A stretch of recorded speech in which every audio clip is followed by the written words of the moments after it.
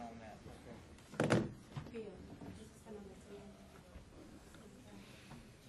Yeah. Is it number 10? Yeah, that's it. Yeah. That's number 10.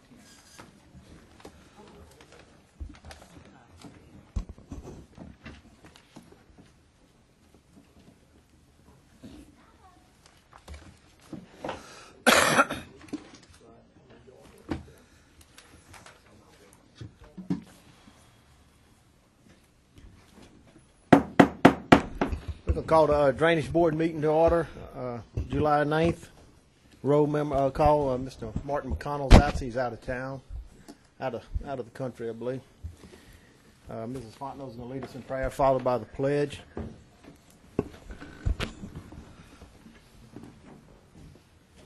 Father, as always, we do thank you for the many blessings that you've bestowed upon this parish. We thank you for all the volunteers and all the people that work to serve this parish and to make it better. We thank you for every elected official, Father, that is working to do the right thing for the people of this parish. We also thank you tonight, especially for our soldiers that are fighting abroad. We ask you tonight for their safety and their quick return home. We thank you that you secure our gates and our borders with your glory. In Jesus' name we thank you. Amen. Our pledge. Pledge allegiance to the flag of the United States of America and to the republic for which it stands, one nation, under God, indivisible, with liberty and justice for all.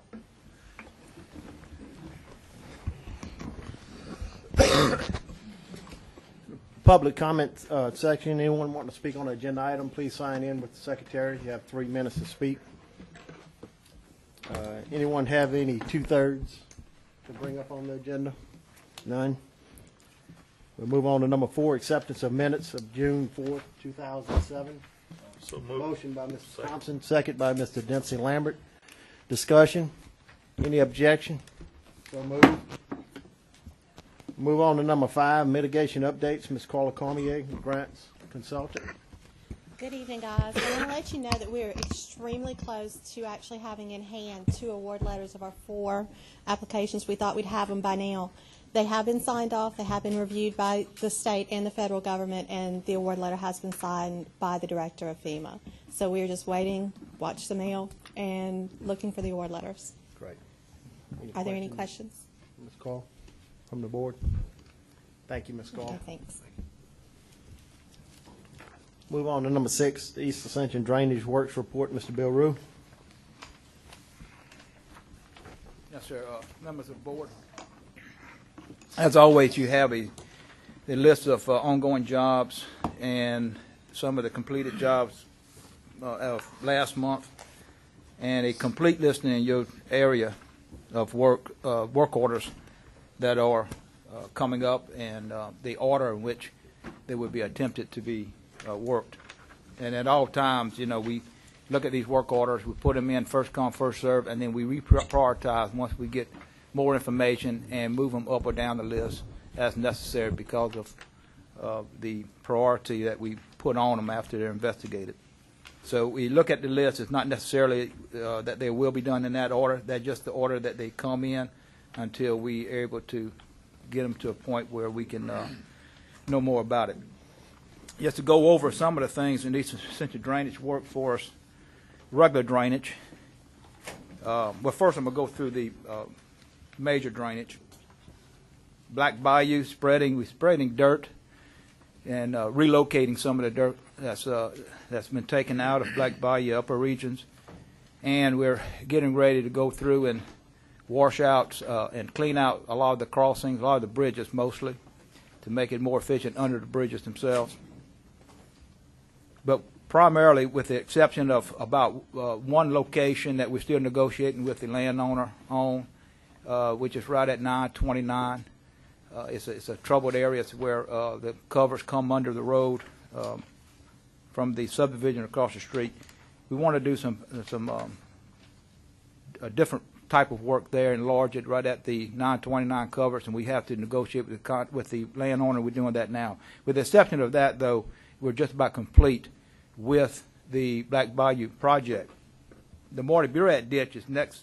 It's one of the next 3 that's online to get to work on, and we anticipate moving on the Marty Burrett ditch at its convergence with Parker Bayou and Henderson Bayou Monday. And we are on schedule that was presented to you several months ago. We have met it so far, and hopefully we can keep to that schedule. Bayou North Sea is the other reach for major work that's on the schedule, and we should be starting. Actually, we started it today with one of the new machines that we just received, and that's between US 61 to LA 74. That's one of the worst parts at the beginning of the Bayou North Sea reach, and then also we're looking at replacing the culverts under LA 74 with large aluminum box covers, which will greatly increase the flow under LA 74. Before we do that, we have some concerns south of LA 74 between that and Airline Highway, and that's another reason we want to get this reach dug out and cleaned first before we install the covers at LA 74.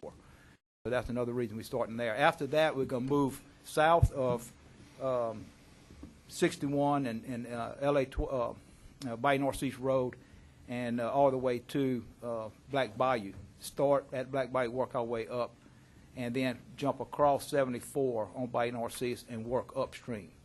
But that's our plans for Bayou North East. Bayou Francois and Gonzales, they're completing cross sections of it right now and obtaining the right of way. As you know, we plan on assisting the town of Gonzales, the city of Gonzales, with some bulkheads at the ballpark, and also the developer wants to put bulkheads in, and because of that, it's to our advantage to go in now and do some work in the city of Gonzales along Bayou Francois and complete that reach, and that's our next, as soon as our other machine comes in, which is shortly, we should be mobilizing on that to complete those projects right through that area. The Duck Roost, this is something fairly new that came up, what we call the Duck Roost Canal, which is a little crossover canal from New River to Black Bayou right at Bico Road and Holy Rosary Church. Developer went in there and cleared a large portion of it, just about the whole reach.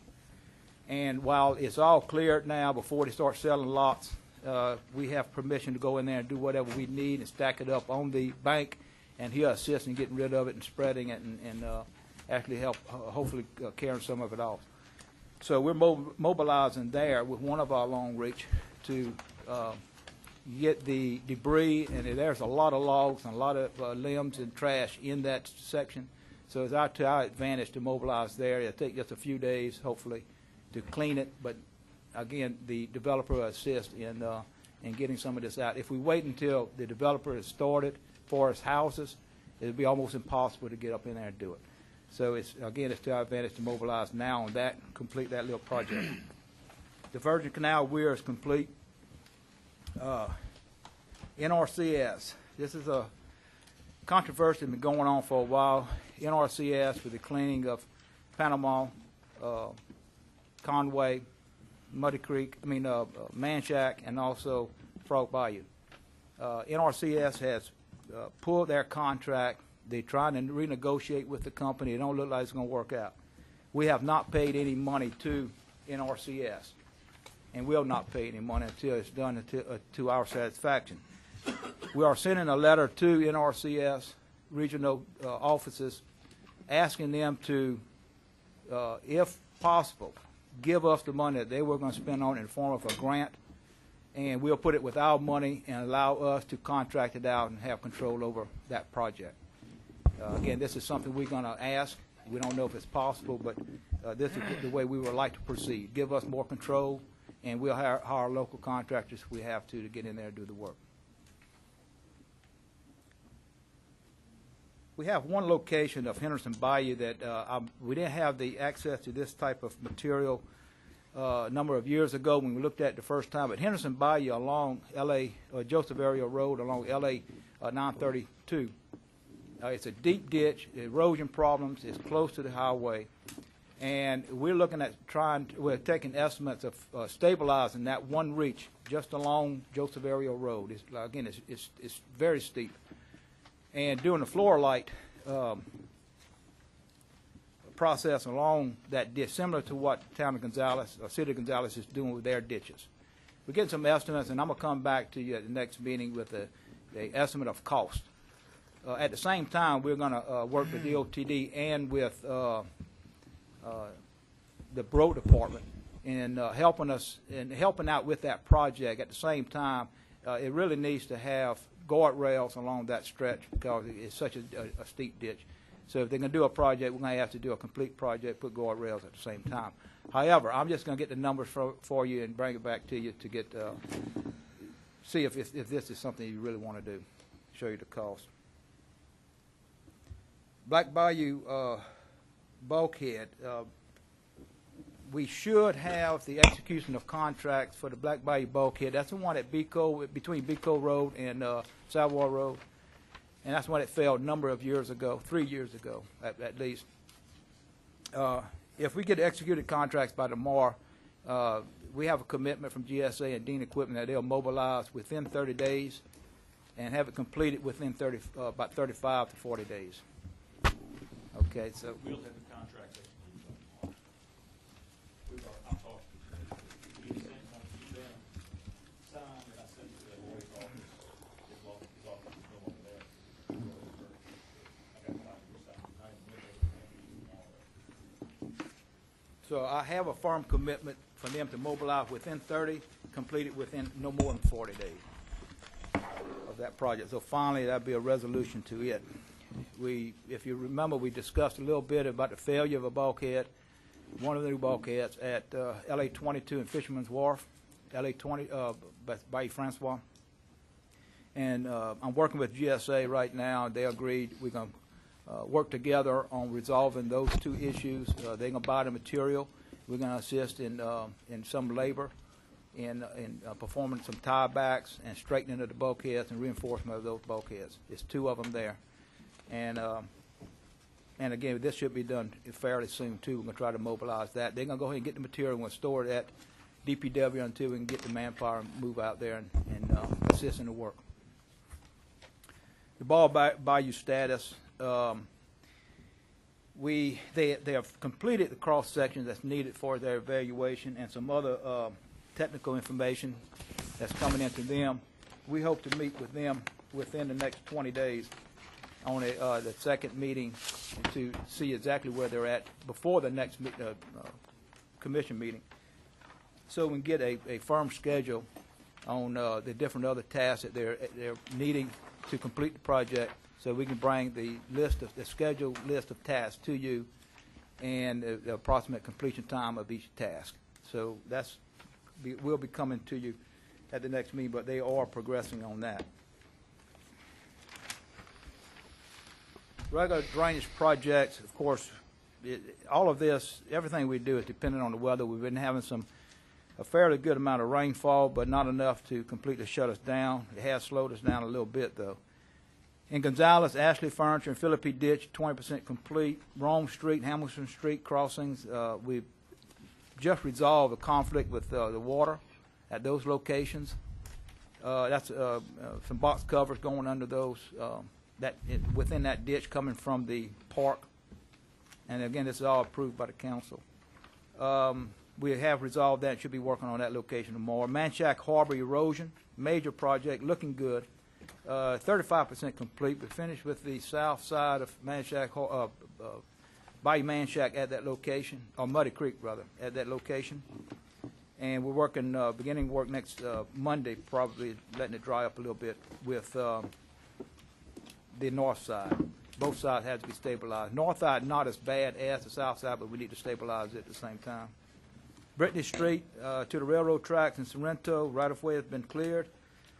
And this is a project that was done once, but it wasn't done to our satisfaction, or really no one's satisfaction. And we're going back, resurveyed it.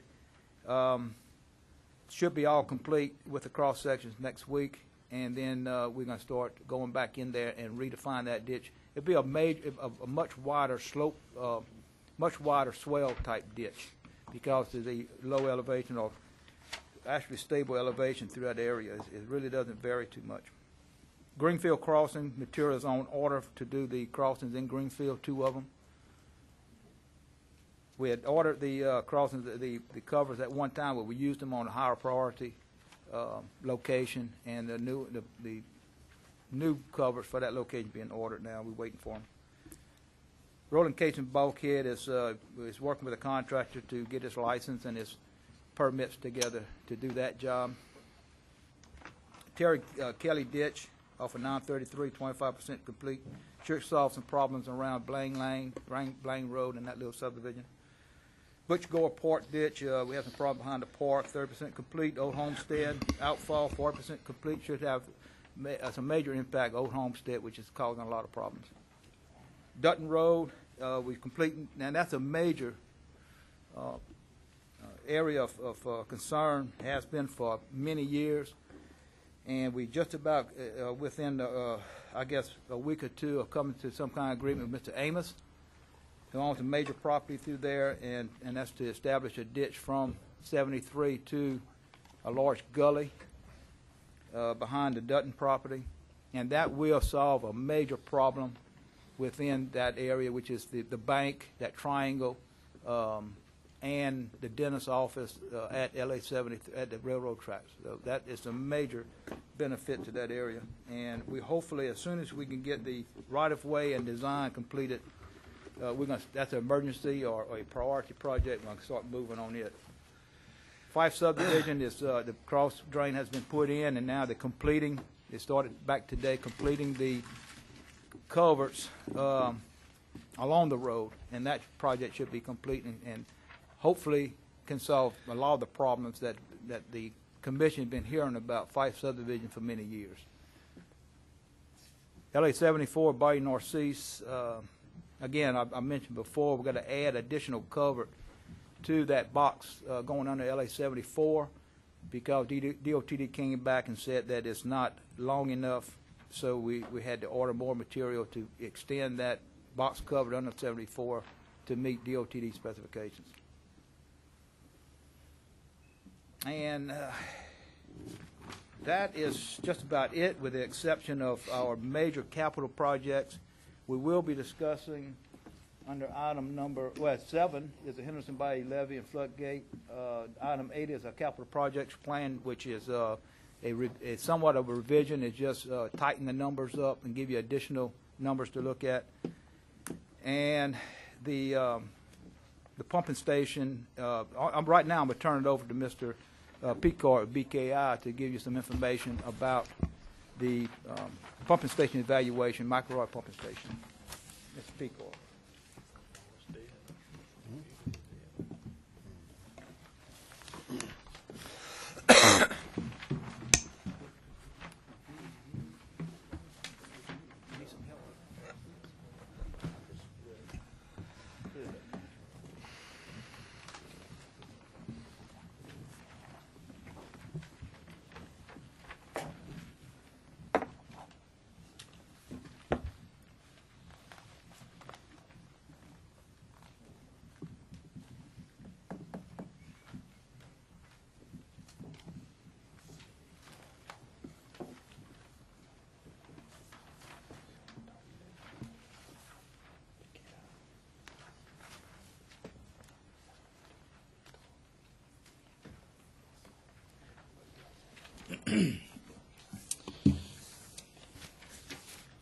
Please forgive me, I'm a little bit of a novice with this, but I'll try and get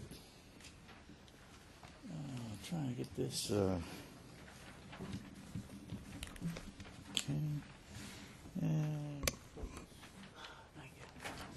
I know I'm out of focus.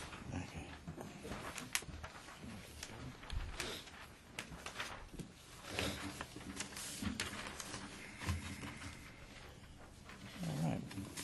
Last month we met and we discussed the expansion of the Marvinboro pumping station, and what we wanted to do this week or this month was give you an idea of what was included in that. We predicted that if the parish wanted to dredge the channels to their maximum potential, that we would need some additional pumping capacity. And let me step back for a second and discuss the difference between what we consider cleaning of the channels, which Mr. Rue and his crew are doing right now.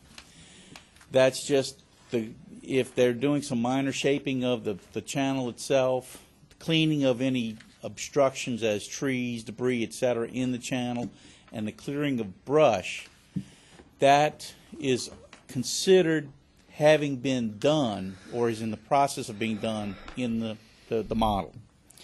What we talk about improving the channels in is when we actually go in and deepen the channel, widen the channel, and basically enlarge it for better, flow of water, stormwater.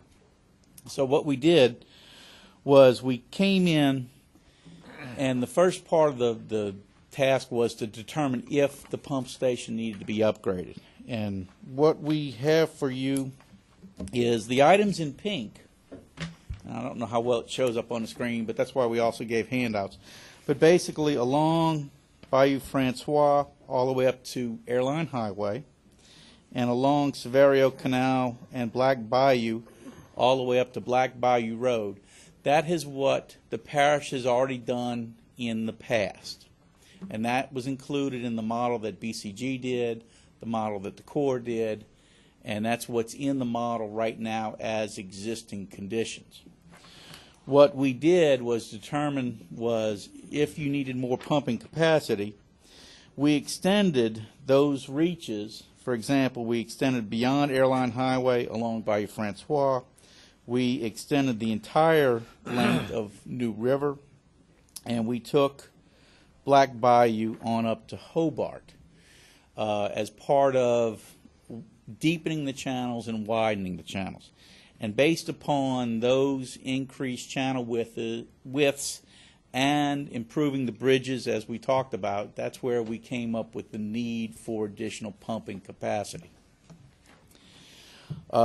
We did, if you notice, we did stop at Bayou Francois roughly at this location because that's where the model stops. They did not detail analysis the Smith Bayou portion, which is something that Mr. Rue has asked us to look into and to expand that portion of the model. We're in the process of putting something together for that to him.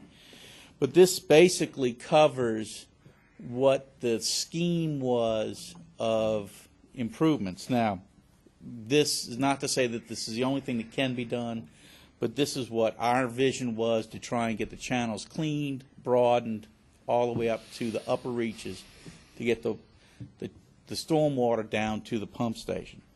Our next task was to take and figure out where we could expand those channels to a point where we met the existing capacity of the pump station.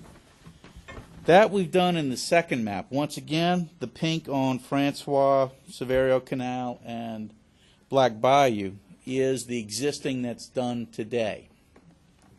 What we've shown in green is extension along Francois, extension up New River, and some extension up on Black Bayou.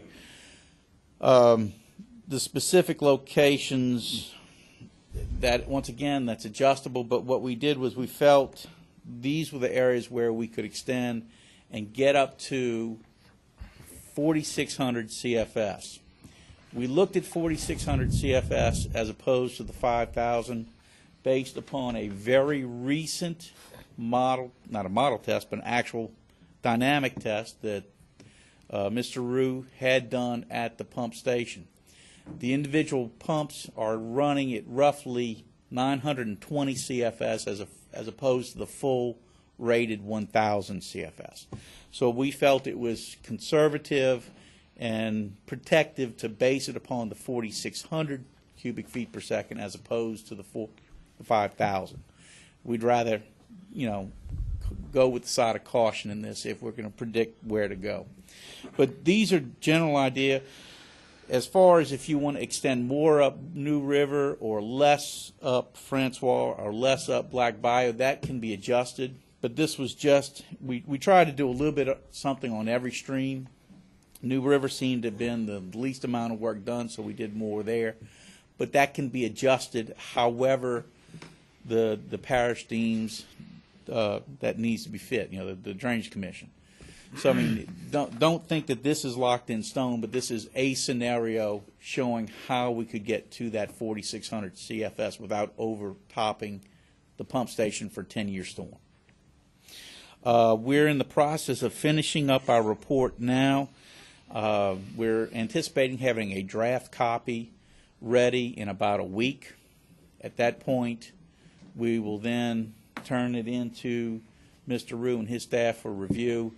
After comments, we will then print up the final report and hopefully have everything completed by this time next month. Any questions from the speaker or the board? Appreciate it. Thank you very much. Mr. Thompson? You got something from Mr. Bill? Bill, Yes, sir. Smith Bayou, what are we planning on doing to Smith Bayou? Well, we're planning on doing the same thing we just did with, well, in fact, what we're doing with all our major canals, and that is to improve them, just like we did with Black Bayou. We got a Corps permit on that bayou? We will, part of our, before we get in there, we always go through and get permits. And that, we have a consultant that stay ahead of us all the time, getting right-of-way, getting permits. And that's, you know, some of this stuff we've been pretty lucky because the way we're working it now, we're not in wetlands in the vast majority of the locations. So if you're not in wetlands, you don't need a permit. But you need to verify that through through an approved company that does delineation work, and that's what we're doing. I think you got some around Smith Bayou. Oh, yes, we do. But again, we hire a consultant, and they stay ahead of us. They have our schedule, and their orders is to that when it comes time to mobilize to that area, everything must be completed by support groups, which is your right-of-way people and your permitting has to be ready for the date that we're ready to mobilize. We're not waiting on them. They're expected to have it done for when we're ready to move. Thank So to answer your question, we will have the permits and we will have the right-of-way when the schedule comes for us to move to that location. You got a timeline? I can look at the schedule and give you that tomorrow. I don't have the master schedule with me tonight, Thank you. but we do have a timeline on it. Mr. Hillensbeck. Yeah, thank you, Mr. Chairman. I just wanted to publicly thank Mr. Rue and especially Mr. Smiley and the crew for the work that they did on Black Bayou. If any of you had a chance to go by and look at how they've cleaned the bayou out, the cleaning has certainly made a difference as far as getting the water flow out of Rhonda Place and all of that drainage basin. And also want to thank Mr. Allen Allred on the work he's doing right now in Manchac Harbor on that bank restoration project. That's going to help those people in there tremendously. But good job, Barry, all of your crew. Yes, sir. Thank you, Mr. Hillensbeck.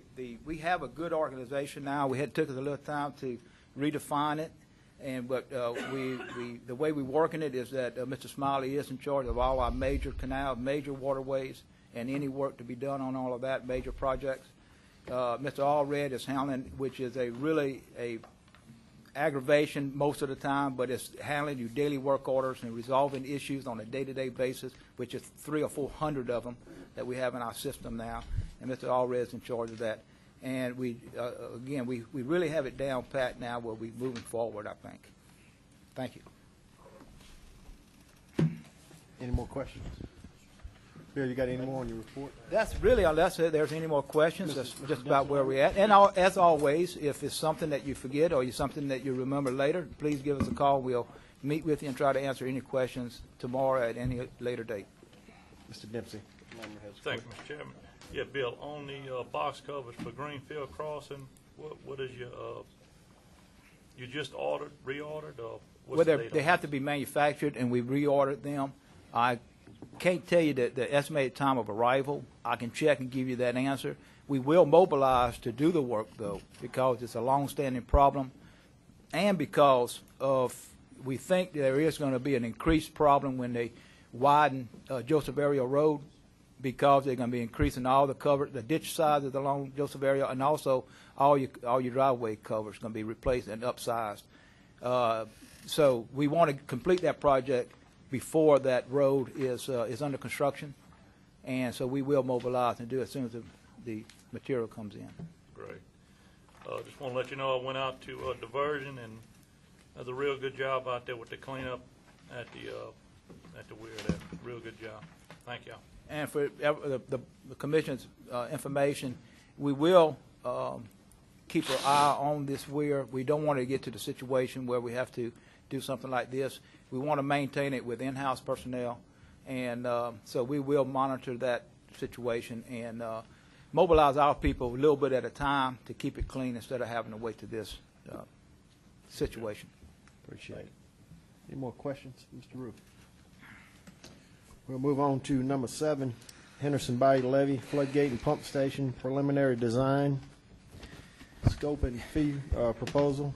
Yes, sir. I have the CDM representative here to really answer any question, explain where we're at on the Henderson Bayou Floodgate. What you have before you is his estimate of cost and the task for doing 30% design and getting that project started. And it has, again, the cost for doing that. I have a comment on that after Mr. Ammer. Amber can, kind of go over it a little bit, and then we'll discuss the fee and the situation we're at that point. Mr. Ammer? Yes, we were asked to put together a level of effort estimate for pursuing the design of the recommended improvements at Henderson Basin.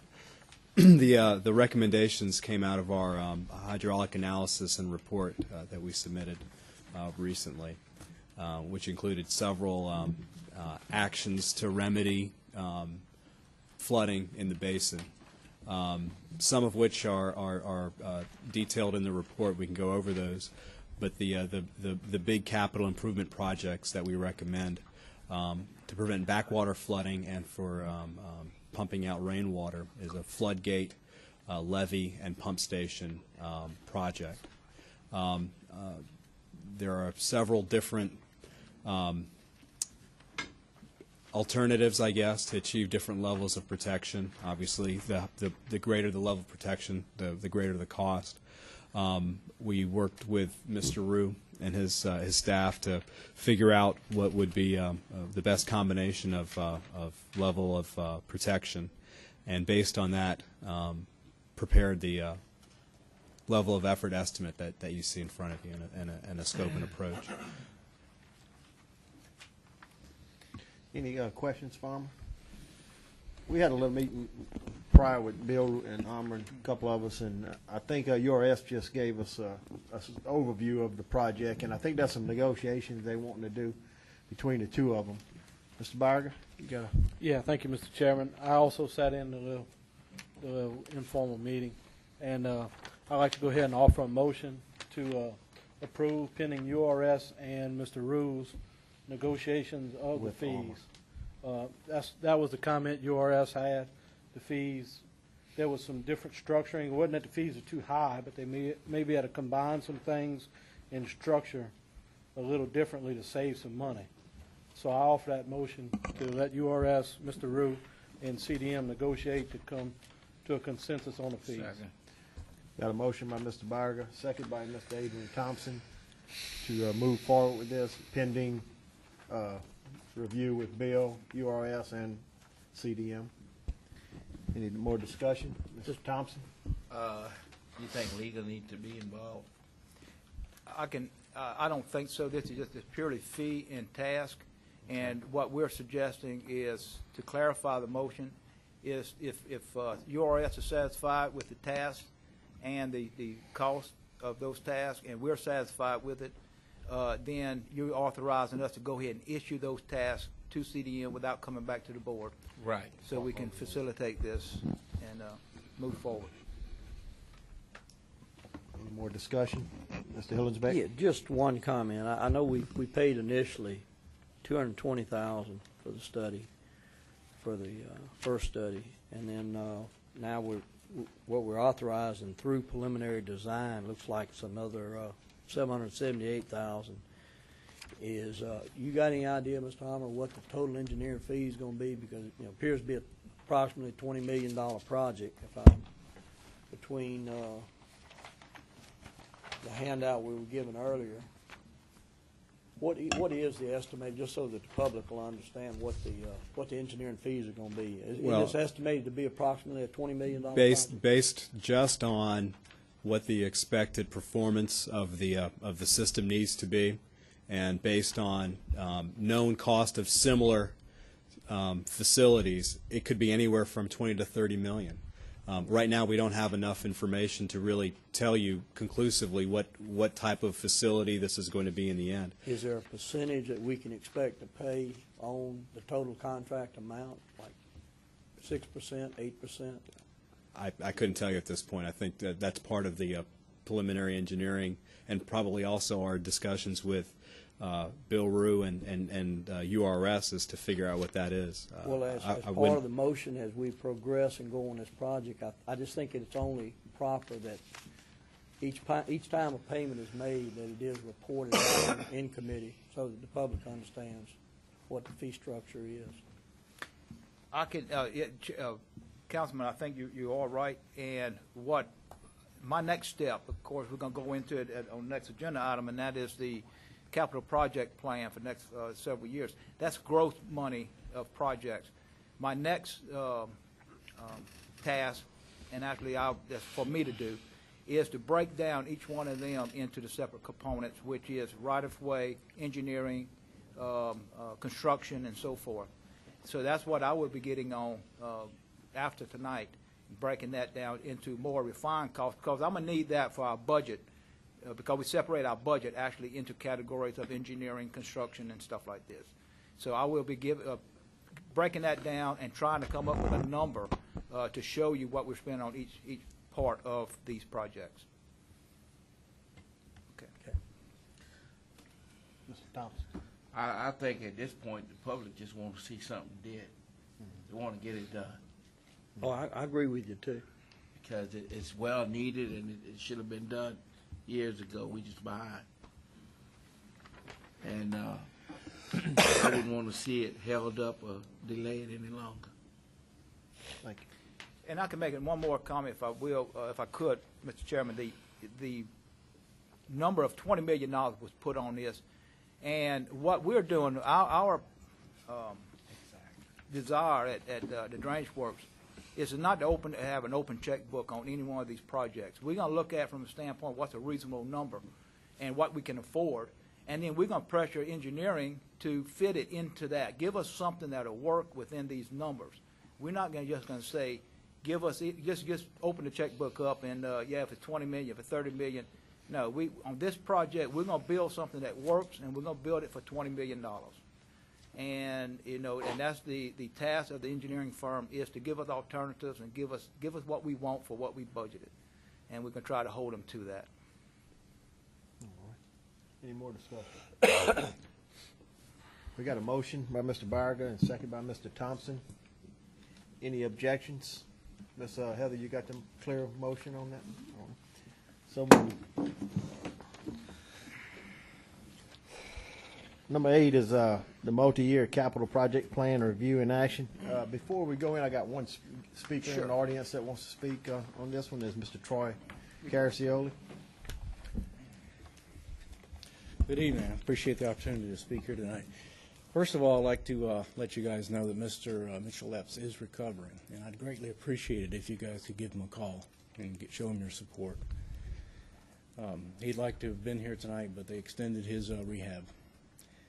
I'd like to let you know that the concerned citizens of Ascension Parish are in support of the multi-year drainage plan presented by Mr. Bill Rue.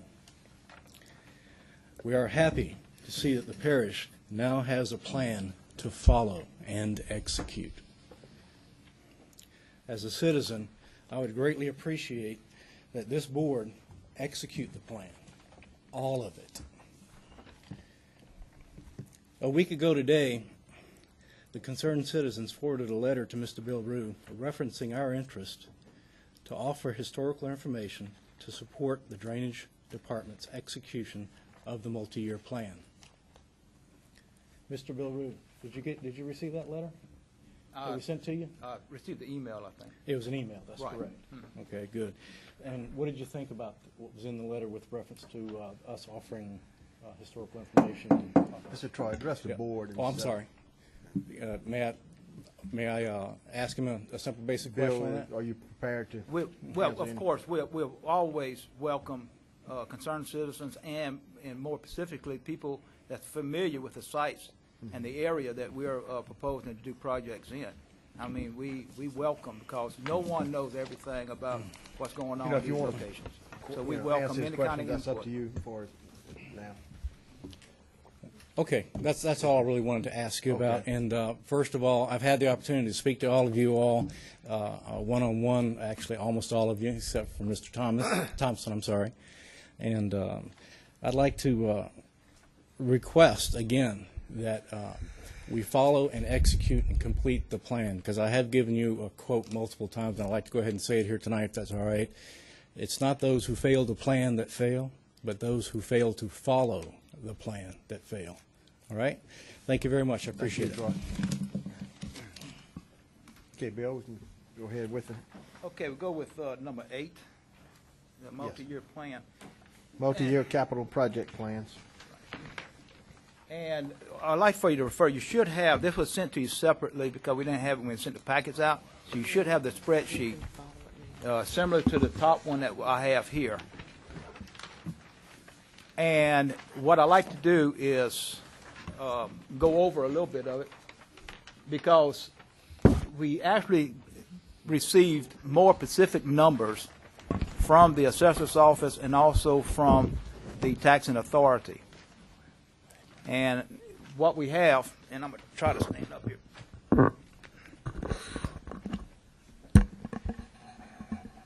If you look all the way to this, I guess it's to my side over here, closest to me, you'll see these are the numbers that I received from the sales tax authority, their estimates of revenue for our tax over the next 10 years. Next to that, ad valorem, this is from the assessor's office, their estimation of annual revenue for the next 10 years. And you have the total here with a percent. And really it ranges between 5.5% and 6%. We estimated roughly 8%.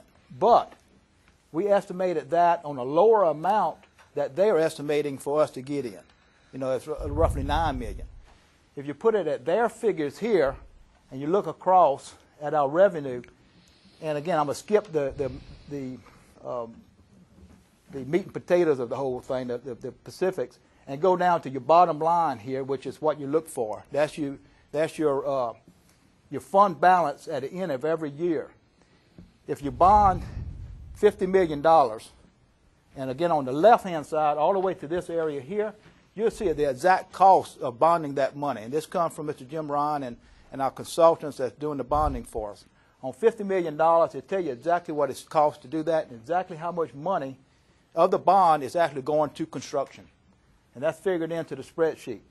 The bottom line here, if in fact, according to this revenue projection, bonding the amount of $50 million and paying off the old bond of roughly $10 million or more, our revenue, our bottom line, which is a fund balance, never goes below $7.5 million. So that's a pretty good fund balance. Now, what we did then was say, okay, what if we look at bonding instead of $50 million, we look at $55 million? So all of these figures based on $55 million, and then doing the exact same spreadsheet, pro forma review, we get where the fund balance gets down never below 2.3 million, okay? Then we looked at the different scenario of going with actually $60 million of bond. If we go with $60 million of bond, it gets down to 1.5 million. So I just want to present all these scenarios to you. Now, if you go with say a $60 million bond, it looks like we'll be able to pay for that. They'll give us an additional roughly $7 to $8 million of construction money to put into projects, which right here we have unfunded projects. And what we're recommending, if you put it in roughly $7 million into two projects, which is the backwater flooding of Amite River and also the Conway, Panama flooding situation, or reconstruction situation of that area, which is pumps and levying of the Conway Panama, for future expansion. That's all figured into this spending the money in this bond. But again, you still come out with a fund balance of, we go with 60 million, you come out with a fund balance of roughly 1.5 million. So the bottom line is, if in fact these projections are true, and I didn't use the exact numbers, I took a lesser amount. If you look at what this recommended for 2008 and look at what I actually put into the spreadsheet, it's a little bit less than what actually they're projecting. So I've got a little bit of safeguard on that. But again, if this is true, over the next 10 years, it shows here that even if you bond 60 million, you should be able to pay for it. And a lot of these projections don't take into effect what plant expansion. In fact, it doesn't really take into consideration the new Lowe's and new things coming in next to Cabela's. It does take in Cabela's and Home Depot, but it doesn't take in any new development in that area, which we know is coming. So we feel really comfortable with these figures. The question is, do you want to add another $7 million to projects and put it into these two projects and fund and bond 60 million, which with the repayment of your old debt actually goes to 71 million. But again, this is all figured in here, and you get more money to do more projects. So my question is tonight, if you want to stick with the 50 million and go forward with that and look at your fund balance to help pay for more projects in the future, or you want to go ahead and get the money up front and do additional $7 million of project work. And that's basically the question. And the resolution that we have tonight for you, Mr. Jim Ryan put together a resolution. It has in there not to exceed the highest value, which is 71 million. So if in fact you decide to go with a higher bond, it's in the resolution. It's not to exceed that amount, but you can go anything up to that amount. If you approve the resolution tonight, we can move forward. So I'm here. I can hopefully answer any questions or talk about it. Mr. Thompson? With the growth with the growth in that area around Panama and Conway, we're gonna have to do something in that area. So with saying that, I think we should take the $7 million and do unfunded projects. And I like to offer a motion that we don't go above 71 million on the bond and the money. I'll second that. Got a with some motion on the discussion. floor to go with the 71 million by Mr. Adrian Thompson, second by Mr. Hillensbeck. Discussion, Mr. Hillensbeck. Yeah, thank you, Mr. Chairman. Bill, I see on the chart, it's near the bottom, I guess 4 items from the bottom on the left-hand side where you're discussing the Muddy Creek Basin project, where under scope you've got 10-year pumps in one column, and then the next below that you have the 100-year floodgate and levee.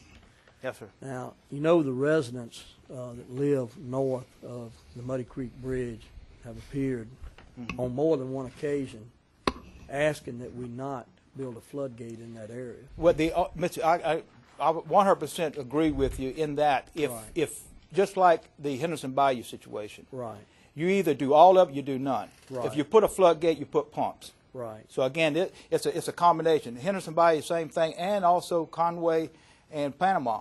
Do not put a levee or floodgates unless you put pumps. Right. Well, it So- just seems like it'd be a much simpler fix, and they've asked for this time and time again. It's about 160 homes and roughly 550 to 600 people involved.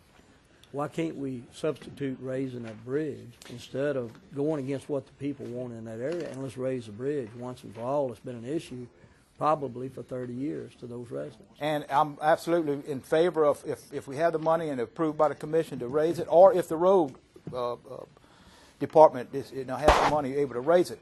What we're looking at more than that location and the flooding of that bridge, Right. we're actually looking at upper reaches of Muddy Creek, Right. Charleston area, all the way up to the Perryville School, all the way up to Airline Highway, Right. of being able to expand that and get that water out through a pumping situation, especially when we get into a backwater issue with Manchac where we're not able to get that water out any other way but pumping if we get a major rainfall, similar to what we have in the rest of the parish. So I'm all for raising of the bridge, but however, this would, take care of the situation all the way up that basin. Well, I'd certainly like to see that substituted for the floodgate and building the levee, because people are so concerned of backwater flooding from the AMET. That was there. And I can tell you how our long-term plans, if you look at the projects, and again, we're going 20 and 20, well, at least 20 years, expanded to 25. And what we intend on doing is, this is a living document. We're going to take this. If in fact you already approved the concept, if you're going to come back and say how much you want to bond, and then we're going to go forward with the projects. We're going to put the schedule together to match what we have here and try to meet it. But every year, what we're going to come, if you in fact you keep going with this, next year we're going to come back and show you the actual. So we'll plug another column in between the estimated 2007 and actual, and then everything will be reconfigured toward the actual revenue coming in, actual expenditures coming in. So at every year, we can stay on top, and they'll project everything 10 years ahead of us. We're always going to have a 10-year plan. So next year, it'll go to, instead of 2016, it'll go down to 2017. Always have a 10-year plan as we go, and figuring on real time or real income and expenditures coming in, so you always see where you're at. Bill, looking at the, like you just finished saying, if you don't do one, it's no good to do. If you don't do the whole project, it's no good to do. I don't recommend anything except Port Vincent and Lake Martin area. I don't see anything on it, and we are talking about doing a levee project up to Prince Road, and that's going to more affect that area than help it. It's a fund-constrained project if you look at a $50 million bonding issue. If you go down to a 55, and more specifically, I don't recommend, if you're going to go 50, if you're going to go higher than 50, I recommend going to 60. If you go to the 60, you'll notice, well, you can't see it there, but I'm going to send you the copies of this. We don't have that on ours, Bill. Right. You are putting in that money. First thing, in fact, up here, you even have $500,000 going to evaluation of that area. In other words, that $500,000 projected for next year, even if you go with the $50 million bonding issue, you have $500,000 for that next year to put engineering together, evaluation together, and say, come up with what can be done. Give us alternatives on what can be done in that area to prevent backwater flooding and the cost of doing such. So that's in the plan to get that information to us. That can be hashed out. We look at the actual cost of doing the work. The same thing with Conway and Panama, to look at what can be done and the cost of it. That's the end no matter what you do.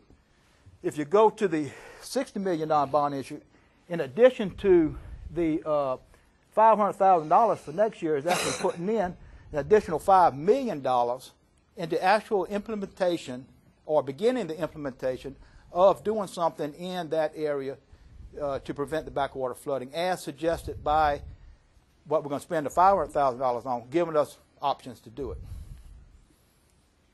So there is money if you go with the $60 million, at least $5.5 million to do something in that area. But we need to make sure that if, like I said, if we do the levee from Law Ridge to Prince, that we are continuing on with the rest. If not, we need to look at that area hard, because we're going to be hurt by that. And we've been, and I don't want to pigeonhole exactly what's been done in the last number of years, but we've been kind of just pushing that one scenario of a levee from a continuation of the Law Ridge levee from where the present project going to stop, going around to Summerfield, going around to the other side of LA 42 and Port Vincent and everything.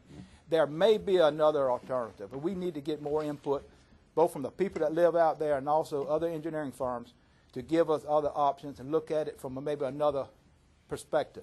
There may be something else we can do other than that to prevent this. And I can tell you one thing that Ben, while we're talking about that, one thing that I'm kind of looking at right now, it's a possibility that on some of this area around Port Vincent and some of the problem areas of backwater flooding, that there may be a way of buying the property as a mitigation bank from the landowners, but then giving them access and use of the property so they don't really lose any access, especially if they're using it for cattle or horses or something like this, pasture land. But we can use it then as a mitigation bank, and we can pull it out of a situation of complaints from backwater flooding, because our own property is flooded when you get the backwater events come.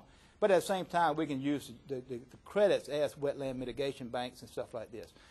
Again, that's another way of looking at this whole problem. Instead of trying to prevent it, we may be able to use it to our advantage. Again, this is something that needs to be investigated, and this is something that the $500,000 can be used for, is to look at all these other scenarios. So, Just want to be careful in that area. Right. Mr. Barger. Yeah, thank you, Mr. Lambert. I agree with the motion in the second by Mr. Hillensbeck to increase to $60 million. And part of that was me mentioned to do possibly a gate and pumps at Muddy Creek. I want to remind y'all that there was a discussion a minute ago, instead of doing that to redo the bridge and raise the road. Remind y'all that we do have $500,000 in road and bridge budgeted for that. So if that's the case and that's the direction we're going to go, let's move that portion of the money to a different project. And I offer that as a substitute motion. I second that. Substitute motion. Repeat your motion then, Mr. Barger. Since the council member in that district stated that he prefers to raise the road and redo the bridge, let's not use that money that Mr. Rue alluded to in the $60 million. Let's not use that, since we already have money in road and bridge budgeted for doing the bridge and raising the road. Let's just move this money to a different project. Yeah, I got a second by Mr. Kent Shake Snyder. Any discussion? Yeah, discussion. Right. This is all, many years away.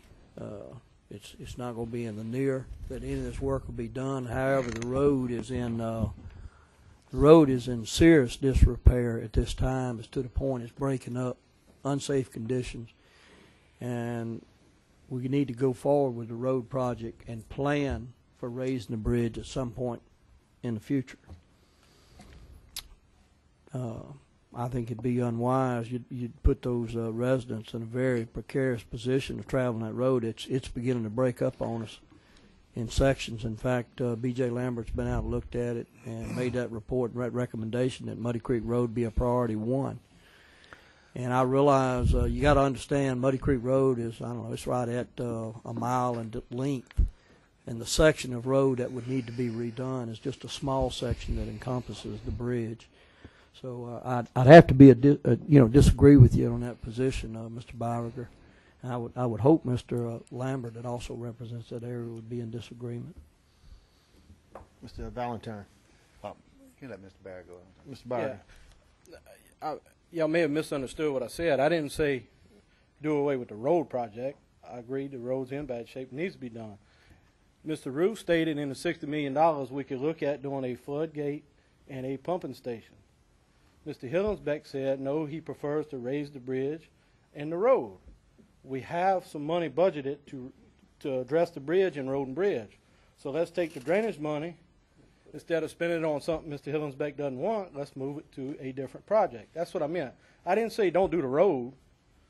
I'm saying we have money budgeted for that. Let's not tie up some money that we may be bonding on this project when the council member doesn't want it. Let's just move it. Mr. Valentine. I just want to caution the commission and, of course, Mr. Hillensbeck, the fact that, I understand, I'm not sure if just doing a bridge and a road is going to solve drainage problems on Muddy Creek. That's what Mr. Hillensbeck wants to do. I'm in agreement with Mr. Barriga. We'll take the money for the floodgate and the pumps and do that. But that's what was stated right here. I'm a little confused on whether that's going to solve the problem, because we've been talking about a safety problem. We haven't been talking about a drainage problem all these last 3.5 years. So I'm just I'll yield to somebody explain it to me. Is this going to solve the drainage problem back there? This is not we talking about backwater. What's this going to do? Just my comment. Well, I will. I guess I will go ahead, Mr. Valentine. At a previous drainage meeting, you did vote to go forward with a floodgate because you said by raising a bridge that was going to flood your people that you represent in your district. And so I guess if you want to start explaining things, I'd like to know how you explain allowing water to flow in through a basin that's been there over the years. It's called the Muddy Creek Basin. By raising the bridge and allowing the water to flow, how that floods your people versus a floodgate that does stop the flow and does put more pressure on Bayou Manchac and Alligator Bayou, which the levee has previously already broke, that you represent, has already flooded your people, in the 2001 Tropical Storm Allison. Now, it's my understanding, and of course, my 28 years as an officer and 21 years being an engineer officer, having built bridges, levees, and roads, and done all kind of drainage work, not only in the state of Louisiana, but also in Central America and the UK. I always was taught in engineering school that water flows under a bridge. Okay, and if you raise that bridge, you're allowing more water to flow, and you're, of course, allowing people to traverse and to make their way in and out of where they live, where they reside, what have you. But once you put that floodgate in, you're redirecting the water and you're holding the water back. So maybe if you want to, we start explaining things, maybe you'd like to comment on your previous statement, and it's all on tape. Bring that out and explain your position, how a floodgate is going to flood raising the bridge is going to flood your people, but a floodgate is not. Mr. Valentine. I see Mr. Hillensbeck once again has turned this to a personal situation, and that's fine. I mean, he's gonna make comments on what I said, what have you. I mean, Muddy Creek is pretty good ways from Alligator Bayou, and I don't think the Muddy Creek Bridge creates a whole lot of problems as far as Muddy Creek. Alligator Bayou. Obviously, if you look at the flow patterns and the hydraulics of that area, most of that water comes from East Baton Rouge Parish and flows out that way. Manchac doesn't flow through Muddy Creek, so I don't exactly. If I understand it, Muddy Creek goes a little different way than to Alligator Bayou, so I'm not sure exactly what people you're talking about that flooded in Allison, and I'm not going to get in that discussion, okay, because that's not has anything to do with this. Mr. Hillensbeck brought up a comment. All I'm trying to do is get him to simplify. If that's what he wants to do, if he wants to take the money for the floodgate and the pumps that were supposed to go in Muddy Creek, and he wants to raise the bridge, that's fine. I just want an explanation from Mr. Rue or Mr. Hillensbeck, who claims he's an engineer, saying that that's what it's going to do. I mean, I'm willing to do whichever the councilman wants to do in his district. I don't have a problem. Just one response, Mr. No, nothing personal. No, nothing personal. But I'll tell you, Mr. Valentine, if you'll check for those residents along Ridge Road and Klein Peter Road back in there that flooded in 2001, they'll tell you real quick that Muddy Creek Basin, if you shut it off with a floodgate, that's going to put more pressure on Bayou Manchac. And guess what? If it does come a rainstorm like 2001 Tropical Storm Allison, dropped 30 inches of rain on Ascension Parish, I don't care how many sandbags you put over there on Alligator Bayou, all those people are going to be flooded again with a floodgate holding the water back instead of allowing the water to flow under a raised bridge situation that has been the normal flow pattern for hundreds of years. There's nothing personal about that. That's just a fact, Mr. Valentine. Just a fact. Excuse me. Mr. Valentine. If anybody knows the hydraulics of the area, it's got to go through the alligator locks first. Okay, people? Before it even gets to the other side. The problem is Manchac Bayou. Okay, it has nothing to do with the Muddy Creek Basin, as he likes to call it, and this one single bridge. That's it. Thank you. Have we got any more discussion? I'm a bit confused. Okay. Okay. We giving them, Councilman Hillenbeck, no disrespect, but you're getting both. You're getting the locks, you're getting the gate, and you're getting your bridge. It's just coming out two different funds. I don't, I think we need to move forward, and I know the project in your district is well needed, and I will help you, support you in any way I could to make sure that that happens. But, we just got to move forward. First, we need to get the money behind it. Mr. Shakespeare. Well, and and it goes back to, I'm in agreement with Mr. Thompson also. I'm well supportive of fixing the roads in that area. There's two ways to fix the problem there. Either you put a floodgate in the pumps or you build up the bridge. It appears that Mr. Hillenbeck, who's council commissioner in that district, wishes to elevate the bridge as his solution to the problem. I would like to get behind Mr. Hillenbeck and let's work on that. Just as Mr. Barriger had said, that's a road and bridge thing, and we will fund road and bridge to complete that project, and then we can take that money and free it up to do within the rest of the projects that we have. I think it's very simple. That's what his request is, and I think we can follow that and move forward. It's quite simple, really. And so I would be in support of Mr. Hillenbeck to get his money through road and bridge and get the bridge done and raised.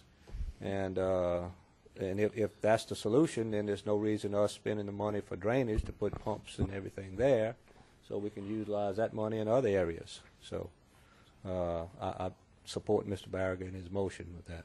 Okay. Before we go any more discussion, Mr. Jim Ryan had raised his hand on the bond issue. Mr. Jim? He got your concern? Okay. So we got a substitute motion on the floor right now by Mr. Barriger, second by Mr. Kent. Shake Snyder. Jerry, another discussion. Yeah, would Ms. Heller repeat the motion? We're going to let Mr. Barriger, since he... Yes, sir. The motion is the substitute motion is, I think Mr. Rue stated, or whoever made the motion, I think Mr. Thompson, second by Mr. Hillenbeck, was That's correct. to go ahead and increase to the $60 million, and I think the 71 extra million. six. Max 71, I think. What's that? To a max of 71 million. To Okay. Max of 71. To bond the extra money, and in that it would be Panama Canal and Conway, and also the Muddy Creek Basin for the floodgate and the bridge. Mr. Hillenbeck stated that he prefers raising the bridge on Muddy Creek. So I said the substitute motion was to take Muddy Creek out of that equation, fund it through road and bridge, and move this money to a different project instead of Muddy Creek. That's the motion. Y'all understand that? Got it, Ms. Hill? Okay. Substitute motion is to move to a different project from Muddy Creek. Is that correct? Correct. Okay. Therefore, you can fund the bridge and the road out of road and bridge where it's already budgeted. Correct. Well, And what project's Adrian's original motion was for? To go with the no more than 71 million. We didn't in discuss the bonding. project, correct? Right, in the major project. Okay. Bill, question from Yes, Mr. sir. Rue. Mr. Hillenbeck. Because we've been sitting there for 3 years now, 3.5 years, with some 500,000 in the budget, and the council's never been willing to come up with additional monies to raise the bridge. So now, Mr. Barriger, is that what you're saying, that the council is going to come up with the additional $1.5 million out of road and bridge to raise the bridge, or not? Well, I mean, that's, my that's intention the was council for us debate. to. That's a that was council my- decision, not a drainage board. Yeah, okay, my intention was for us to go ahead and bond it, but let's raise the bridge with the bond money. Let's not wait on road and bridge, because I don't believe that vote will ever happen. I just don't believe that'll ever happen. I mean, that's what y'all have been fighting against since day one. My intention was, instead of building a lot, doing what has been planned over the years and raise the bridge with the bond money, pure and simple. Mr. Barriger. And we, as a body, we already decided that that particular project needs to be funded from the council side and road and bridge. Right. All I'm saying is that debate needs to be handled there. If that's how the approach you want to take, we need to take that up. No, I want us to take the money from the bond money and do the project. I mean, all I want to do is what the people up there have clearly expressed. They said time and time again that they did not want a floodgate back there because they were concerned that not enough levee would be built on the backside to protect them, plain and simple. They're quite comfortable with just raising a bridge where they can get in and out. And when you raise the bridge, it allows Muddy Creek Basin to fill up, allows millions and millions of gallons of water, and it's something that's been expected over the years. Shake Snyder was first, and then Mr. Thompson. No, I have two questions. Mr. Rue, will raising the bridge improve the drainage in the area? It certainly won't impede Or it. does it, It provide might, safety? it may, if you raise it and lengthen it, it may improve the drainage at that location somewhat. And the reason I ask that question is, this appears to be a road and bridge project. And, But just to and so- clarify that, the situation now, once, and this is pretty much the situation at all crossings, once you get a topping of the surface, you really you have a maximum flow then, just about. I mean, you have some restrictions, but it basically, once it tops, it spreads out and it goes. So your drainage, again, once it tops, is not impeded that much. If you raise it and raise the road, you will have to naturally enlarge the opening, because now you're not enabling it to top. Right. So it's always been more of an access problem, safety problem, than a pure drainage. But you will improve it somewhat if you would raise it. But again, when it overtops, you kind of get back down to the water's released at So that point. it goes back to what we had established before. It's a road and bridge problem. Correct. And because it's a road and bridge problem, we shouldn't be taking drainage board money out of that. So if that's the case, and that's, I mean, we stand by the motion. And that's all Right. that I'm looking at is which funds does it come by? I'm supportive of the project. Mr. Savoy. Mr. Byrider, I would ask that you include the verbiage of Port Vincent to Lake Martin Backwater Flooding Protection Project in with the, Movement of the money. yeah, in the, going to not exceed $71 million. You talked about Conway Bayou and Panama being included in the projects for the $71 million. I'd like for you to include Port Vincent and Lake Martin Backwater Flooding Protection too.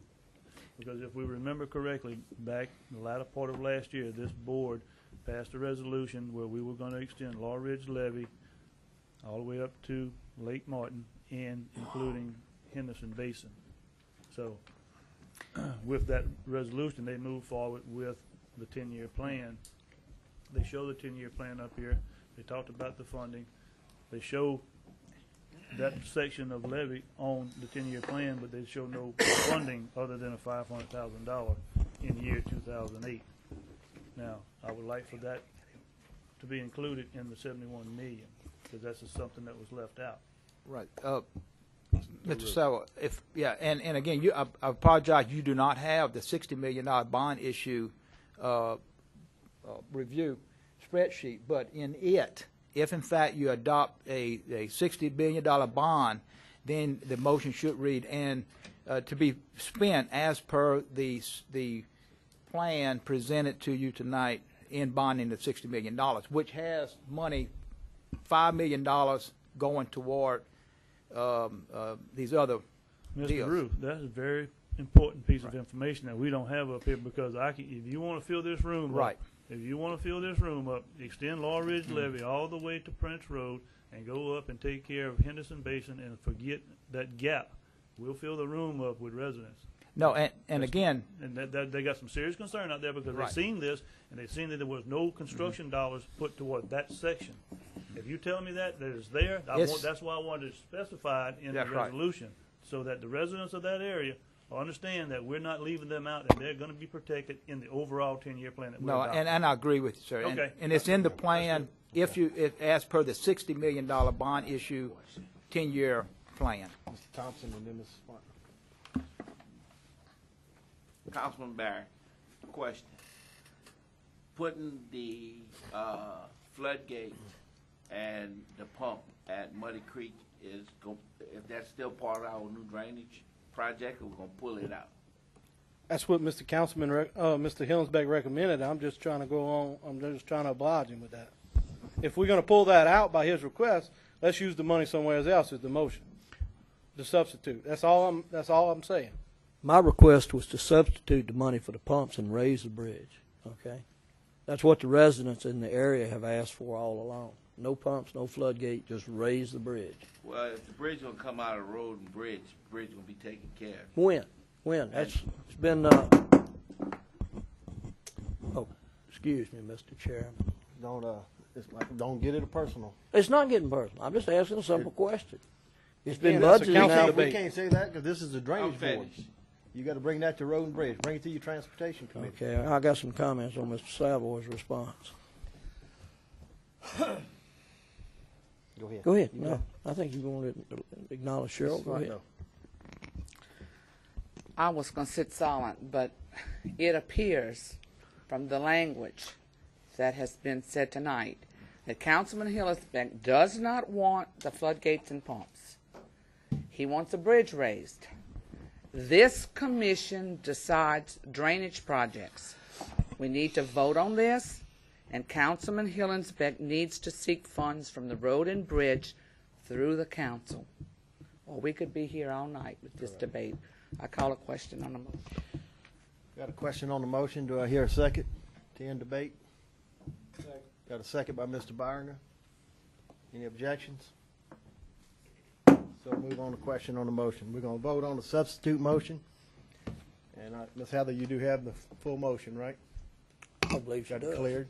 Read the motion back. The motion was by Mr. Byringer, second by Mr. Kent Shake Snyder. Any discussion? Any objection? So moved.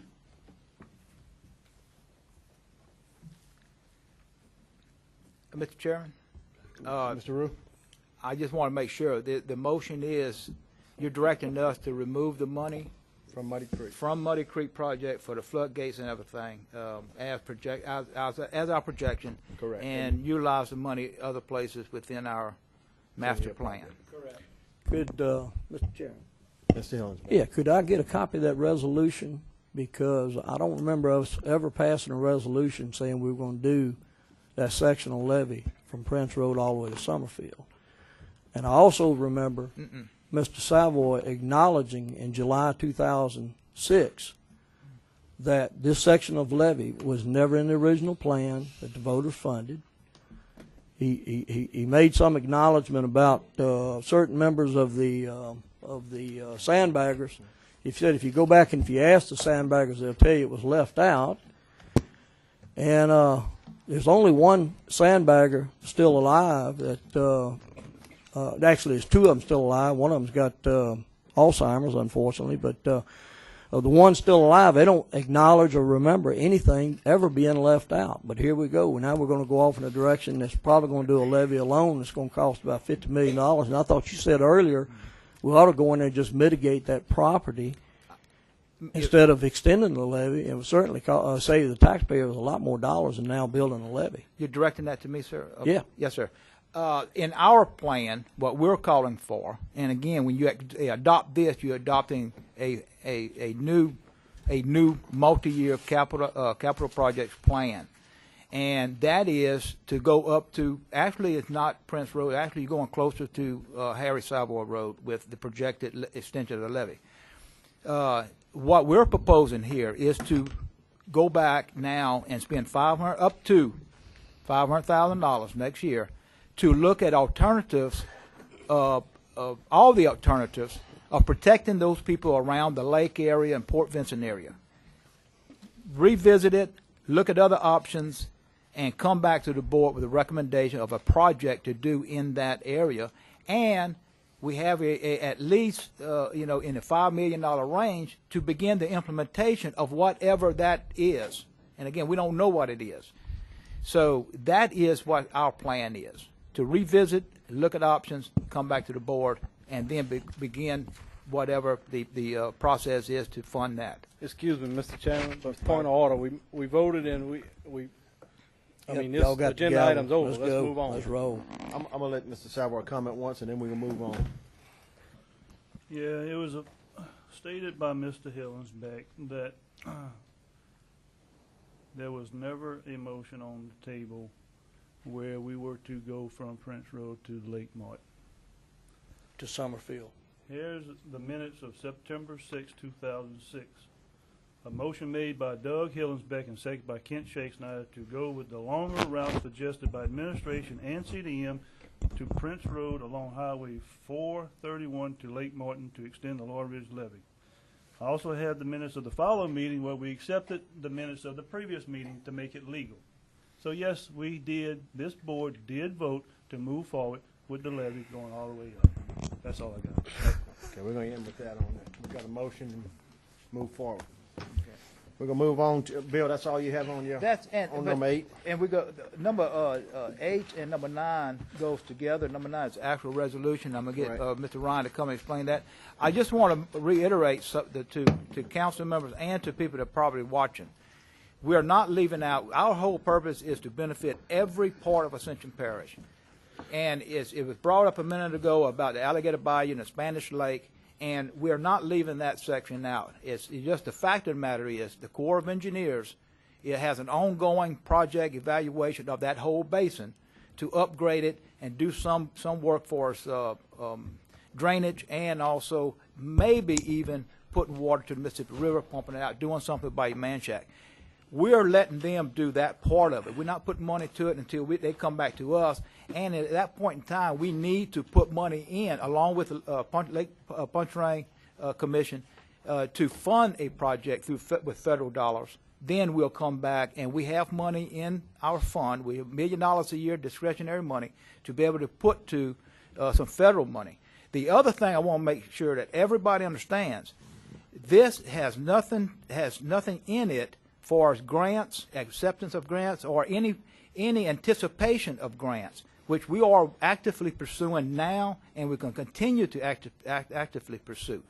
As grants come in to help fund this stuff, then the extra money we're saving on the funded projects will go toward the unfunded projects.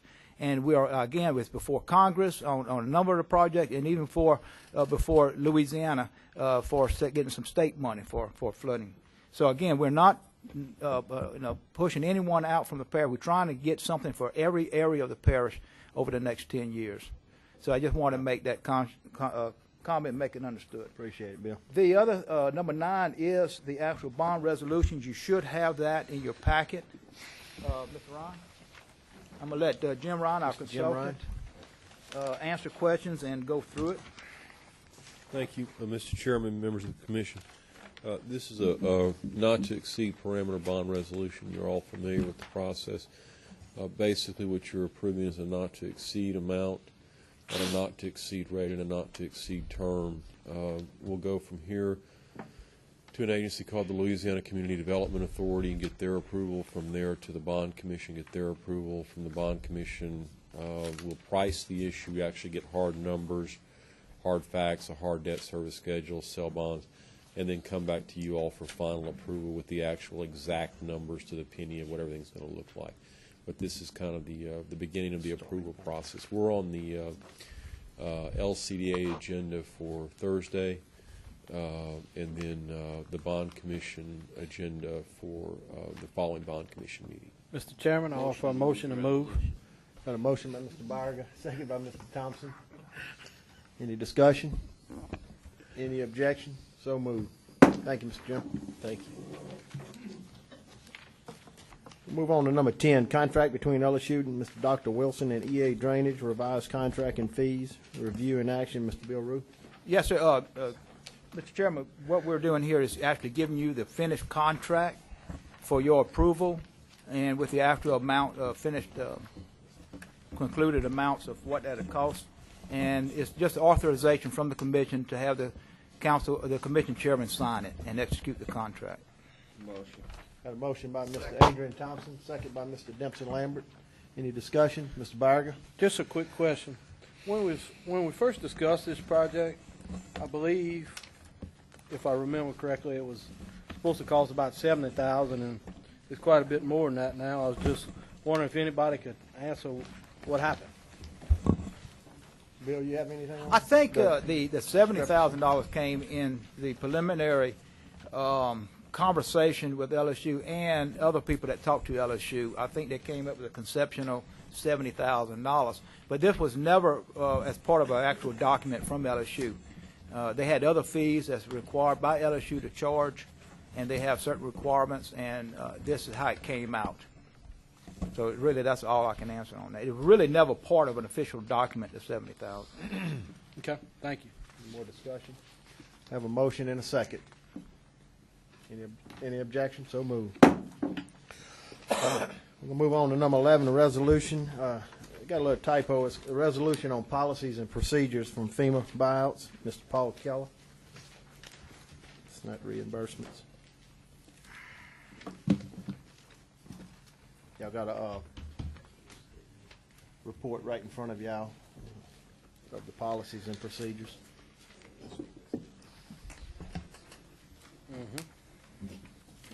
Martha has given all of you a copy of the policies and procedures. And what the Grants Department, Amina, Urban, and Martha, and myself, and along with the Finance Department, has set up these, and the council has passed them at a previous, to this time. And they meet all federal requirements of federal programs that you'll be dealing with. So what we're asking is that these policies and procedures also become the ones for the Drainage Board.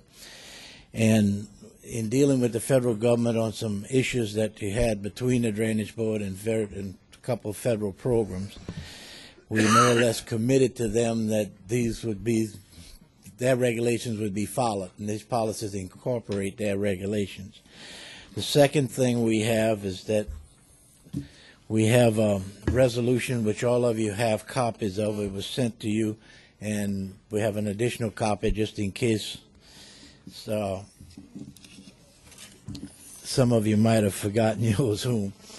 But anyway, these are the steps, and Mr. O'Neill has worked with us also on making sure that it met all the procedures for the Drainage Board and for local law. And we are recommending that you pass these this resolution intact as your second resolution. The second thing that you must notice is that in there it refers back to various sections, like, for example, of CFR. And if you look in your procedures manual and go right past page 15, you see what's being referenced by the resolution. So the two go together as a packet. And this will put you in full concurrence with any federal regulation. It will also clear anything of any audit exception that you could have in the future. So, and this is why we're recommending this, to make sure that you don't have any problems to the future with dealing with the federal government in these programs. Mr. Shakes now. Yes, I was looking over this, and something I missed whenever we were in council. There's two things. Number one is that on initiation, it says grants awareness can be initiated by the grants officer, department personnel, and/or parish administration by using the grants funding request form, and there's nothing in there by council or councilman initiating grant funding, grant requests. And you know, I just want to make sure that council can request grants to be applied for. If you go any further than that, that none of them can even, we can't even do a grant resolution. We can't apply for a grant unless the council. I realize that, but I'm talking about administration initiating a grant and going forward with pursuing a grant. Yeah. We have nothing in there by councilman directing administration to pursue a grant. And according to this, there is no provisions for councilmen to have direction for administration to pursue grants. And there's also there's no notification for council when a grant is applied for. And I think those two things should be added, because we should know when a grant is applied for, just to be informed that a grant has been applied for, if we don't get it or anything, just to know what we're working on, because we have requested a number of grants to be applied for, and we have no idea whether anything has actually been applied for or been pursued in any way, shape, or form. And that's all, just for information purposes, so we can let our people know that we are actually applying for a grant, or we're not. You want to add that to make a motion? And I'd like to make a motion that in the initiation phase that we add to that they can be initiated by a councilman and Mr. Chair, and then also that we be informed that the grant application. We have a motion by Mr. Kent, second by Mrs. Fontenot. Yeah, in the discussion, Discussion, I go, want to tell you, Mr. I fully agree with you, Mr. Shea Snyder. If you look on page 2, in the section dealing with council notification, in this case, it's drainage board notification, when your policy becomes finalized, is that you see some of that is addressed in it, but putting your motion in is a good idea. But it is addressed the fact that nothing can be pursued without the council's approval to start off with, and that it should be coordinated back with the council after it takes place. These were not in effect before, but now this will be the new guideline. And putting your motion in as a good idea. Thank you. Okay, we got a motion by Mr. Shea Snyder, second by Mrs. Fontenot. Any more discussion? Mr. Savoy? Just a question. Mr. Shea Snyder, you said your amendment is a council person can request. Should it not be council action? Well, to where and- you bring it to the full council for ratification to move forward versus 11 individuals going up to the Can grants office and saying, I want you to apply for this grant? And I didn't think this was an appropriate time to do it. Then we should set a policy as to how we go about doing it. I understand that from the- those from put the it on the council. agenda. That Have a could council create vote. a problem if you got 11 council I do members. not want 11 councilmen. We had, in the last two strategic planning meetings before, we had stated that grant process, would be directed through strategic planning as a policy to go through, and that's what we had requested. And so that would be a method to go about it, because that's part of strategic planning. And so that would be the process. Now, whatever process we decide as a council or a commission is fine, but I'm just talking about initiating it should be able, the council should be able to do it. And we can say that it's initiated by the council is fine. It should not be done by a single council person. That's a concern of mine. Right. Leaving it open like that. And if you'd like to change the wording to the commission, And I get, maybe Then- commission, because we then are that would talking be fine. drainage, we're not talking council. and I appreciate that. I'd like to change my wordage to the commission. Okay. That way, we're doing And it. drainage manager. Okay. I have a question of Mr. You want me to Keller. restate? Read it, so make sure Heather has it. And drainage manager. In initiation, we'd like to have, add to that, also be initiated by the commission and or drainage manager. And then, the commissioners shall be notified of when a grant is applied for. Mr. Hillingsbeck? Yes, I tell you, I just have a follow-up from Mr. Keller after the vote, after the motion. Okay, any objections on the vote? No objections, motion passes. Good. Mr. Hillingsbeck? Yes, Mr. Keller, Yeah. is there any word, information, if you'll remember, at the October meeting in Donaldsonville, we had a vote authorizing you to go forward to seek additional grants via state, federal, FEMA grants, what have you, to raise the Muddy Creek Bridge. Right. In fact, there were 3 council members, Councilmember Valentine, Ms. Fontenot, and Todd Lambert, all voted against allowing you to seek additional funding. Mr. Hillingsbeck, we're going to bring Well, that look, to transportation. That's a Point of order, transportation issue. point of order, Mr. Chairman, point of order. Mr. Savoy is allowed to go back and reference, You went back also, so well, you I, had no, your turn. well, I'd like my question. Motion, we're going to bring it to transportation. That's where it needs to be, Mr. Hillingsbeck. No, that's where it'll be gobbled down again. I'd like to get an answer. Is there any information on bridge grants to raise that bridge that Ms. Fontenot, Mr. Valentine, and you, Mr. Lambert, voted against, allowing you to go forward and seek additional money to help the people? October meeting, 06, is there any news, any information? I mean, I don't know why council members would sit there and vote against allowing you to seek grants. So, where do we stand? Mr. Hillenbeck, I would be glad to answer you, but I don't think I have permission to answer at the drainage board for something that happened at the council meeting. You covered yourself pretty well. Thank you, Mr. But Keller. I think the the chairman has a right to run the thing, and I don't want to just change it. But I think what's been added about, that's very good. I have no comments about that at all, because to tell you quickly, it wasn't thought about, because I looked on the two that we can't even apply unless we come to the entire council, and the council said you apply. And then it says you must coordinate after receipt of the grant, and that's what we do. My main concern, gentlemen, and I hope you realize this, it has nothing to do with these procedures of getting the grant.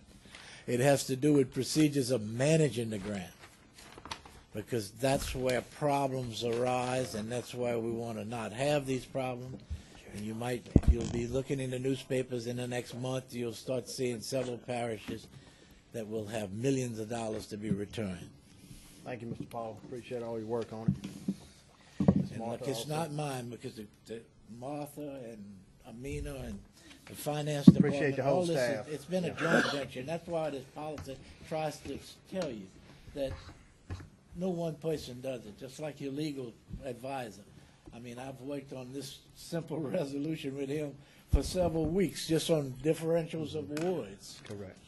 Ms. Martha? But if you have any questions dealing with this, I'll be happy to answer. Thank you. Let me just make a statement. Any of the council members can always request from the grants department to look into any type of grant they wish. It was not intended for to exclude the councils, because at any time you can ask or direct through the parish president's office to have us look into any grant that you wanted, and we've always done that. This was just a preliminary type thing so that we do control people requesting from our office. So that I just want to make sure that that was not the intent of how this was put in here, but then you always had that option.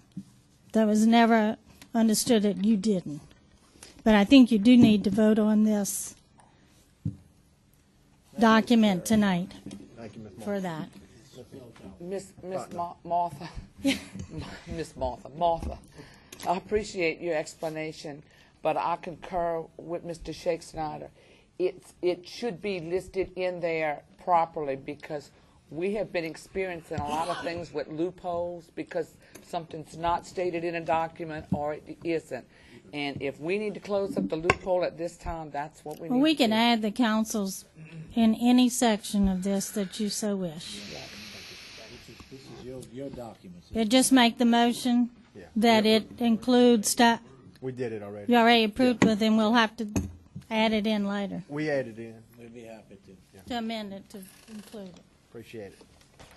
We're going to move on to number 12 now. Hiring of a structural engineer for McElroy Pumping Station enclosure. Mr. Henry Chauvin withdrew from the project. Mr. Bill Rue. Yes, sir. We are requesting that the commission at least discuss the options for us hiring a structural engineer to do this project. Again, Mr. Chauvin had to withdraw from the project because of the work going on with the school board. He requested this, and we do not actually need an architect. Actually, most of it, because of the structure, is a structural engineering project, and we ask a discussion of the commission tonight, and hopefully a resolution to hire a structural engineer to do this project. Mr. Savoy. I talked to Bill Rube about this agenda item earlier, and whenever he explained to me that Mr. Henry was already snowed under, he couldn't do it, he backed out. We talked about the as far as a structural engineer, that it would be best if we brought a firm in that had structural engineers on staff versus one that does it who have to outsource. I made several calls today, and you'd be surprised how many engineering firms out there that does not carry a structural engineer on staff. There's two of them that I found. One of them being Piper and Odom, and the one that's hired by Piper and Odom, actually he's a doctor. He teaches structural engineer at LSU. that works for Pilot and Odom. The other one is Burt Kleinpeter. So that's two of them that we can pick from that's got structural engineers on staff. And that's just for y'all, our information, whichever one we want to go to. Mr. Shakespeare. Yes. Oh, go ahead. Mr. Thompson. I also would suggest, I ask that y'all look at Evan Graves Engineer. I think they're the guys who did the Sunshine Bridge. Work a part of that. So, just another suggestion. Bill, is this something we need to move on tonight? Or? I wish that you could, and again, if Motion for Burt if you want, Kleinpeter. just put it in the form of a motion and have the council members, or the commissioners vote on it, and see what the preference is of the commission as a whole. This is something we really need to task and get to work on. Ms. Fontenot, I think had a hand up. Bill, I had sent you an email requesting, a list of engineers, and I don't recall getting one back from you, but then I can't say that you didn't send it because my email's been down. And I did not, and I apologize for that. I'm in the process, I was in the process of collecting some information, and I never did complete it before tonight. Mr. Chairman, we So I have a motion, apologize and for I'll go that. ahead and offer a second for Burton Kleinpeter. I offer substitute. Wait, hang on a sec. We got a motion by who? Ms. Hillensbeck. Mr. Hillensbeck, second by Mr. Barger for BKI Burt Kleinpeter. Any objections? Object. You got a substitute motion? Substitute motion to hire Evans Graves Engineer. Okay, I got a substitute motion on the floor for Evans Graves. Do I hear a second? Do we know for sure that Evans Graves has a structural engineer? Has anybody talked to them? I mean, Mr. Savoy said he talked to these two companies. I talked to Ford, and that's all the time I had to make contact with And, Ford today. and I did ask for stuff ahead of time, so I don't know. So since we don't know, I'm not going to offer stuff Mr. Shakespeare. because I don't know. Yeah, for sure. I feel very uncomfortable about moving forward right here, and even though, if this was this important and we knew about it for a good while, we just should have had some background. It's very, very hard for us to make a decision. I feel very uncomfortable about. I'm very supportive of BKI. They're a very good company. No problems with them at all. No problem with Clive and Odom. No problem with Evan Graves at all. But if we would just have some kind of background that we could go through and take a look at where we can make an educated decision, it would surely help us. And to put us in this position is very awkward. So if we have to do it tonight, I would try to make a decision to move forward with it. That's probably the logical thing since BKI is working on some information on the pump station. But in the future, I would surely ask that that the manager please inform us ahead of time, because I don't believe I will vote for something again at the last minute like this without any background information. Yeah, Mr. Chairman, I apologize, Mr. Shakener, maybe you didn't receive the email. I think a week or 2 weeks ago or more, I issued an email to all the commissioners indicating the problem and for the fact that asking for response and suggestions on what was your wishes. And I only received one email, and that was from Mr. Fontenot requesting a list of people that had structural engineering on staff, and I apologize I did not get that information to Ms. Fontenot, but that was the only response I had. Mr. Denton? Yeah, thank you, Mr. Chairman. Mr. Rue, I respect Mr. Henry Chauvin with the utmost there. Did he give you any names or? No, and again, I hate think to see him have to, he backed out on this, but I know he's got a lot. He gets in somewhat of a similar situation, that I'm in.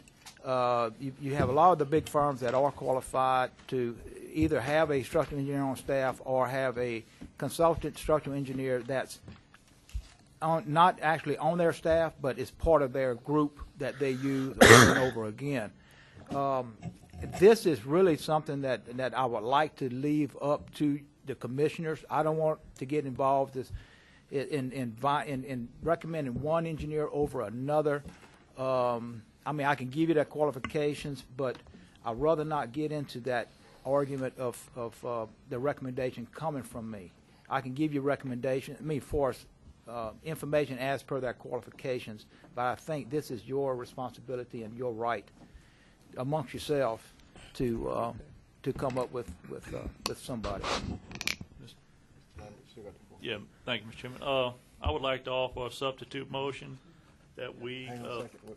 I got a substitute motion on the floor right now. I don't have a second. He didn't get a second. Dies for a second. Okay, go ahead, Mr. Jones. I would like to offer a motion that we, commissioners, make a team of 5 and review the engineering firms for this project, and we'll take action that way.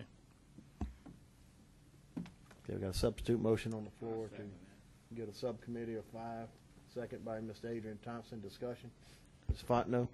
Mr. Rue, Yes, sir. I understand that you don't want to make a recommendation, but in light of the fact that we didn't get any lists from you so that we could do our own review, it would help if you have information and could benefit us by recommending. Right. That would help. And I do agree, and again, I for the third time, I apologize for not seeing that information. I just slipped by me, but you were the only one that asked for the information, so I just assumed that the commissioners was reviewing it, looking at options, and I know Mr. Savoy had, on its own, looking at the different qualifications and coming up with a recommendation. And my hopes was that the commissioners would talk amongst yourselves or whatever and come to a common consensus on who you would like to proceed on this. But actually, we didn't. I know. Mr. Valentine. Mr. Lambert, thank you, Chairman. Mr. Rue, how much are we talking about in this project? The engineering cost is not that great, and it's not that major of a project. It just so happens that because of the wind load and the other issues, that it has to be stamped and authorized by a structural engineer. But it's not a major project for costs. I would say 600, 800,000 range, maybe $1 million at the most, but for the whole project. Mr. Rue did say he wanted something tonight so he can move forward. I mean, we're talking about another month. I mean, Councilman Lambert, I appreciate your suggestion, but we're all familiar with the two firms that are on the table that have structural engineers. I mean, we had Mr. Henry Chauvin. I love Mr. Chauvin to death, but his forte is building schools, okay? So we went from Mr. Chauvin building schools to a structural engineer, I guess Bert Kleinpeter, who's done actually work down in New Orleans dealing with some of this stuff. So I would think, and I'm sure they're busy with that. I would appreciate Mr. Lambert's concern to get us a committee up, but I hear Mr. Rue saying he needs a decision tonight. If we're not comfortable with it, hey, I'll yield, but I think we just need to move on. I mean, both these companies are reputable, Fiber and Odom and Bert Kleinpeter as far as structural engineers. So, as far as I know, so just a comment. Good. Any more discussion? Okay, we'll move on to I'll withdraw. You I'm withdraw? going to go ahead and withdraw. Yeah. Okay, we got a withdrawal on the substitute motion. It fails. We're going to move on to motion by Mr. Hillensbeck and second by Mr. Barger to move with BKI, Kleinpeter.